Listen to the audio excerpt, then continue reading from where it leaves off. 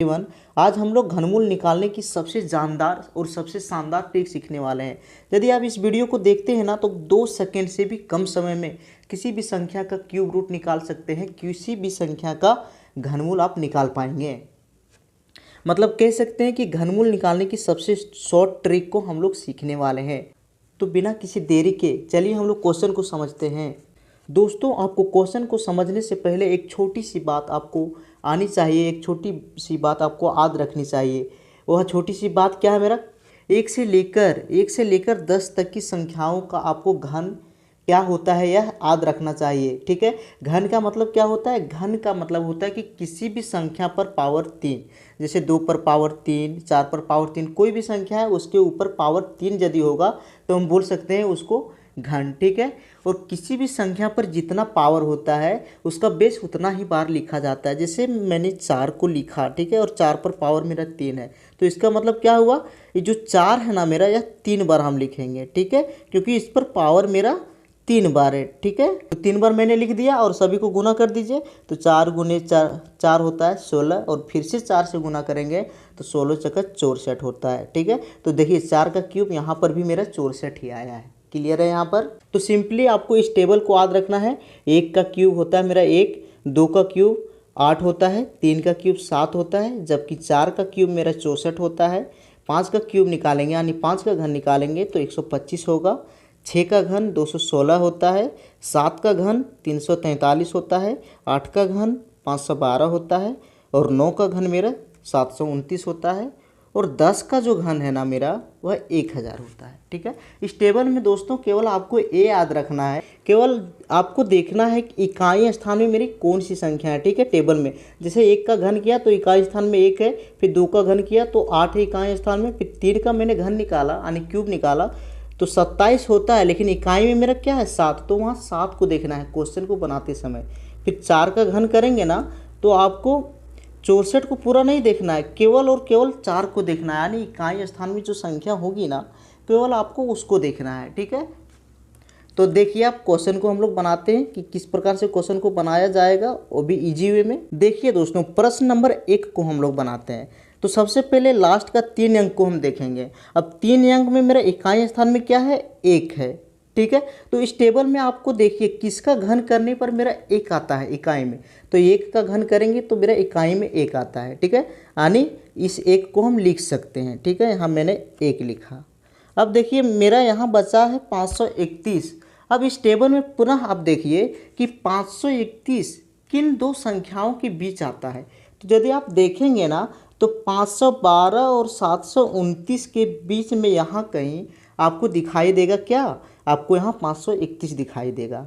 ठीक है, मतलब हम कह सकते हैं 8 का घन और 9 का घन के बीच में मेरा कहीं ना कहीं 531 होगा।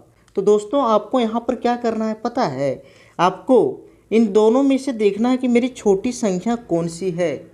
तो जो संख्या छोटी होगी उसी को आपको ले लेना है।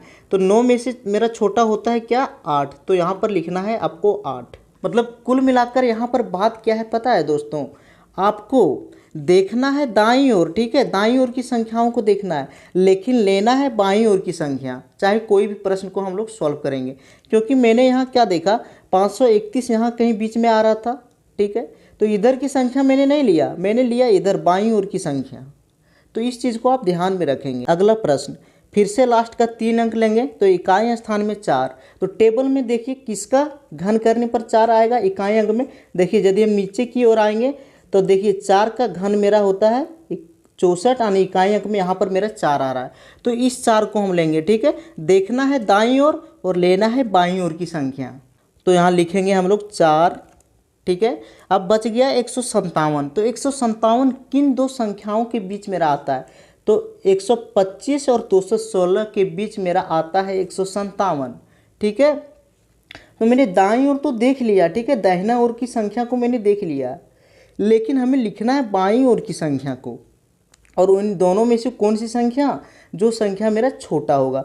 तो 6 में से मेरा छोटी संख्या क्या है 5, तो इसीलिए आपको लिखना होगा यहाँ पर 5। ये हो जाएगा आपका आंसर। अगला प्रश्न को देखिए, एक साथ 3 संख्या को लेंगे यानी 552 आएगा, इकाई अंक में 2 है। तो टेबल में देखिए इकाई अंक में 2 मेरा यहाँ पर है। ठीक है, यानी इसके बदले हम लोग लिखना होगा 8। ठीक है, अब बच गया यहाँ पर 474। तो 474 किन दो संख्याओं के बीच होता है? तो आपको पता होगा 343 और 512 के बीच मेरा होगा 474। ठीक है, और हमें लिखना भी है कौन सी संख्या? छोटी संख्या बाईं ओर की। तो 8 से छोटा होता है मेरा 7, मतलब यहाँ हमें 7 लिखने की आवश्यकता है। तो यहाँ तक क्लियर है दोस्तों। अब नेक्स्ट प्रश्न को देखते हैं। देखिए दोस्तों, फिर से लास्ट का 3 अंक लेना है। तो इकाई स्थान में 7 है, तो टेबल में देखिए 7 कहाँ पर है मेरा? यहाँ पर, मतलब हम लोग को 3 लिखने की ज़रूरत है। ठीक है, अब बच गया मेरा यहाँ पर 2। तो 2 देखना है कि मेरी किन दो संख्याओं के बीच आता है? तो 1 और 8 के बीच मेरा होता है 2, और इन दोनों में से छोटी संख्या 1 है, तो इसीलिए हम लिखेंगे 1। ठीक है, अगला प्रश्न, फिर से 3 अंक लेंगे लास्ट का।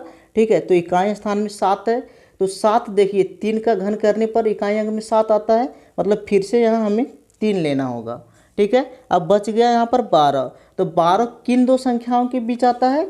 तो 8 और 27 के बीच मेरा कितना आता है? 12। और इन दोनों में से छोटी संख्या को लेंगे तो मेरा छोटी संख्या हो जाएगा 2, मतलब ये आ गया मेरा आंसर। अगला प्रश्न को देखिए, लास्ट का 3 अंक लेंगे, इकाई स्थान में 8 है। तो देखिए टेबल में 8 कहाँ पर है? टेबल में देखिए 8 यहाँ पर है, मतलब हमको लेना होगा 2। ठीक है, अब बच गया मेरा यहाँ पर 32। तो टेबल में देखिए 32 किन दो संख्याओं के बीच आएगा? तो देखिए 27 और 64 के बीच मेरा आता है 32, मतलब छोटी संख्या को लेंगे तो छोटी संख्या मेरा है 3, तो यहाँ लिखना होगा हमें 3। तो दोस्तों देखिए तीनों प्रश्न का आंसर मैंने निकाल लिया है। तो आप भी 2 सेकंड से कम समय में सभी प्रश्नों का आंसर कर सकते हैं, इसमें कोई दिक्कत नहीं है। बस कॉन्सेप्ट को आपको ध्यान में रखना है और इस टेबल को याद में रखना है। ठीक है, और ये टेबल ना याद रखना कोई बड़ी बात नहीं है, क्योंकि देखिए 1 से लेकर, ठीक है, 1 से लेकर 6 तक का क्यूब ना सभी बच्चे को आसानी से याद रह जाता है। ठीक है, क्योंकि हमेशा इसका उपयोग हम लोग करते हैं। लेकिन दिक्कत होता है 7 से लेकर 10 तक का क्यूब, तो इसके लिए आपको थोड़ा सा प्रैक्टिस करना होगा, बाकी आपका काम हो जाएगा। तो इसके लिए डरना नहीं है आपको। ठीक है, क्वेश्चन को बस बनाना है। तो मैंने सभी प्रश्नों को सॉल्व कर लिया है।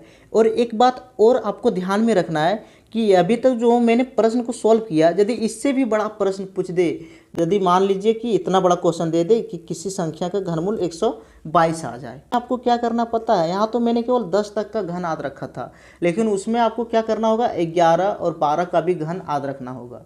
ठीक है, हालांकि आज तक एग्जाम में इससे बड़ा प्रश्न नहीं पूछा गया। ठीक है, मतलब 10 के अंदर ही आएगा जो भी प्रश्न आएगा। ठीक है, क्योंकि अभी तक पूछा नहीं गया है और आगे भी नहीं पूछा जाएगा। तो दोस्तों मुझे पूरा विश्वास है कि आप लोगों ने अच्छे से सभी प्रश्न को समझा होगा। यदि कहीं भी कोई डाउट है तो कृपया कमेंट जरूर करें। मिलेंगे नेक्स्ट वीडियो में। जय हिंद।